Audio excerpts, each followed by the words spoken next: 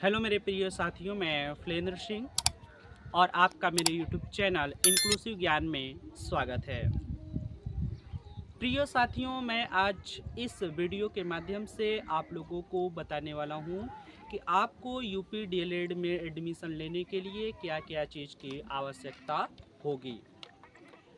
जैसा कि आप लोग जान रहे हैं कि शासन द्वारा जो नोटिफिकेशन जारी किया गया है, इसके अनुसार आपका जो यूपी डीएलएड का रजिस्ट्रेशन है वह 18 सितंबर से 9 अक्टूबर तक होना तय किया गया है। आप 18 सितंबर से 9 अक्टूबर के बीच में इसका आवेदन कर सकते हैं। आवेदन जो करेगा उसी को ही एडमिशन मिलेगा, अन्यथा एडमिशन नहीं मिल पाएगा। चाहे वो डायरेक्ट रूप से आए, चाहे आवेदन या काउंसलिंग के तहत जाए। अगर आपके पास काउंसलिंग या डायरेक्ट भी जाते हैं तो आपको इसका आवेदन करना अनिवार्य है। अब इसके बाद में चलिए देख लेते हैं कि इसका फीस कितना है। तो फीस अगर मैं यहाँ पे आप लोगों को बताऊं कि इसका फीस कितना है, तो जनरल और ओबीसी के लिए, जो जनरल और ओबीसी की श्रेणी वाले छात्र हैं, इनके लिए जो शुल्क, आवेदन का शुल्क है, ये 700 रुपये। अनुसूचित जाति और अनुसूचित जाति और अनुसूचित जनजाति यानी कि एससी और एसटी वालों का जो शुल्क है वह 500 रुपये है। और यही विकलांग श्रेणी की बात करें तो विकलांग श्रेणी का जो शुल्क है वह 200 रुपये है। और जो फाइनल प्रिंट आउट निकालने का डेट है, यह 12 तारीख तक आप फाइनल प्रिंट आउट निकाल सकते हैं। बात करें इसके लिए शैक्षणिक योग्यता क्या होना चाहिए।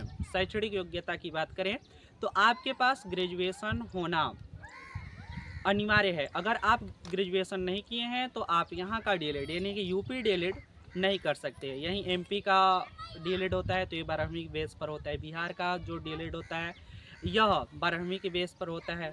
दिल्ली का जो होता है ये भी 12वीं के बाद ही हो जाता है। पर यूपी में ऐसा नहीं है। आप ग्रेजुएट हैं तभी डीएलएड कर सकते हैं, अन्यथा डीएलएड नहीं कर सकते हैं।